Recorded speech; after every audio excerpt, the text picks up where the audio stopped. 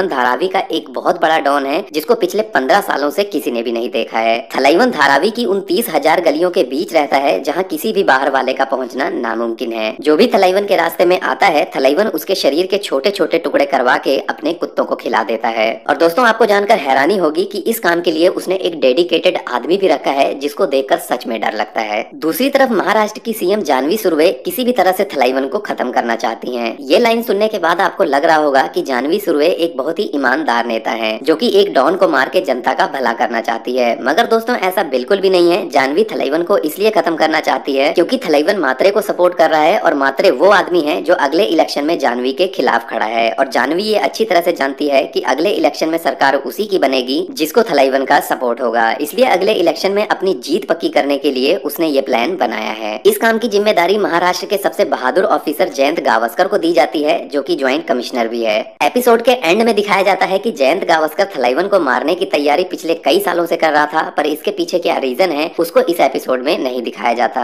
दूसरा एपिसोड थलाइवन की फैमिली के बारे में है, जहाँ बैकग्राउंड स्टोरी के जरिए एक सीक्रेट को रिवील किया जाता है जिसमें ये दिखाते हैं कि थलाइवन ने खुद अपने भाई को, जो कि एक बहुत ही ईमानदार पुलिस ऑफिसर होता है, उसे सिर्फ एक फाइल के लिए सूली पर लटका दिया था। तीसरे एपिसोड में उस रीजन को एक्सप्लेन किया गया है जिसकी वजह से जयंत थलाइवन को मारने की तैयारी पिछले कई सालों से कर रहा था। दरअसल कई साल पहले थलाइवन ने जयंत के 6 साल के बेटे को गोली मार दी थी और तभी से जयंत उसे मारने की प्लानिंग कर रहा था। और साथ ही ये भी दिखाया जाता है कि जयंत इस मिशन को पूरा करने के लिए किसी भी हद तक जा सकता है। एपिसोड के एंड में ये भी दिखाया जाता है कि जयंत और महाराष्ट्र की सीएम के बीच कुछ कनेक्शन है, पर वो कनेक्शन क्या है उसे इस एपिसोड में रिवील नहीं किया जाता। चौथे एपिसोड में महेश और सकीना का एक बहुत ही हॉट बेडरूम सीन है जिसको आप बिल्कुल भी मिस करना नहीं चाहोगे। दोस्तों, यहाँ महेश और सकीना के बारे में आपको बताना जरूरी है क्योंकि इन दोनों का ही इस कहानी में बहुत ही इंपॉर्टेंट रोल है। सकीना थलाइवन के एक बहुत ही करीबी आदमी की वाइफ है जो कि ब्लाइंड होता है और महेश उस पुलिस ऑफिसर का बेटा होता है जिसको थलाइवन ने फाइल के लिए मारा था। सकीना महेश को बहुत पसंद करती थी पर महेश इसको भाव ही नहीं देता था। मगर अचानक से कुछ ऐसी सिचुएशन बनती है कि महेश सकीना के साथ सोने के लिए तैयार हो जाता है, पर इसके बदले में वो सकीना से थलाइवन के बारे में कुछ इन्फॉर्मेशन की डिमांड करता है।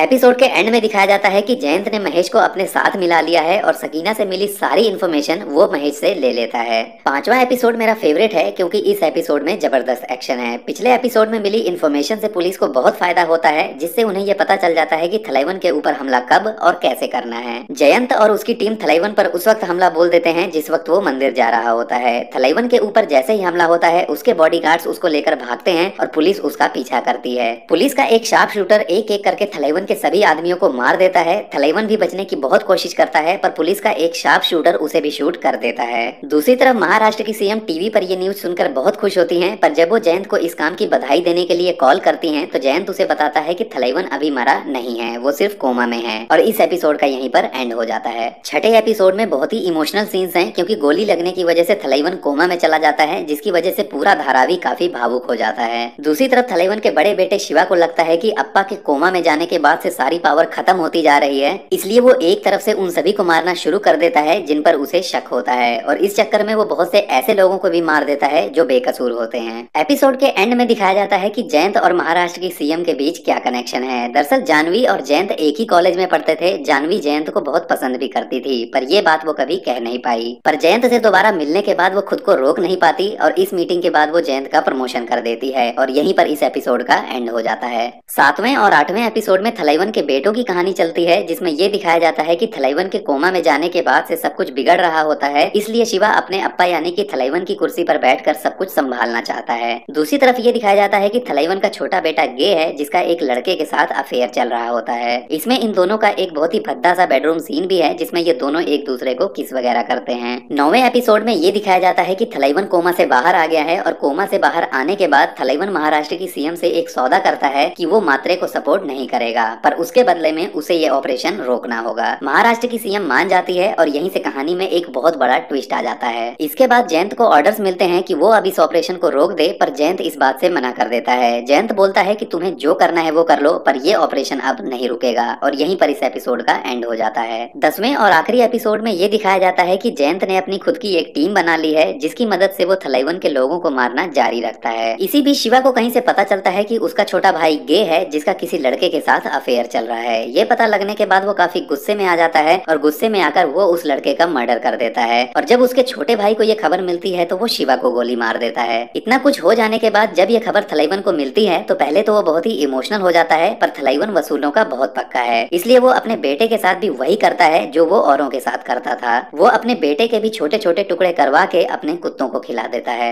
इसके बाद थलाइवन को कहीं से पता चलता है कि इस सब के पीछे जयंत गावस्कर का ही हाथ था, उसी ने शिवा को यह जानकारी पहुंचाई थी। बस दोस्तों, यहीं पर इस आखिरी एपिसोड का एंड हो जाता है, पर कहानी अभी खत्म नहीं हुई है, क्योंकि इतना सब कुछ हो जाने के बाद अब थलाइवन चुप नहीं बैठेगा। और दूसरी तरफ जानवी ने भी जयंत के ऊपर से अपना हाथ हटा लिया है, तो देखने वाली बात ये होगी कि अगले सीजन में कहानी कौन सा मोड़ लेती है। ओवरऑल बात करें तो धारावी बैंक की कहानी अच्छी है, पर इसका जो स्क्रीन प्ले है वो बहुत ही ज्यादा स्लो है। जो कहानी 6 से 7 एपिसोड में दिखाई जा सकती थी उसको जानबूझकर 10 एपिसोड तक खींचा गया है। ऊपर से जो क्लाइमैक्स इस सीजन के एंड में दिखाना था उसको भी अगले सीजन के लिए बचा लिया गया है। दोस्तों, मैं अपनी बात करूं तो मुझे ये web series one time watch लगी। बाकी इस वेब सीरीज को लेकर आपकी क्या राय है, कमेंट बॉक्स में लिखकर जरूर बताना।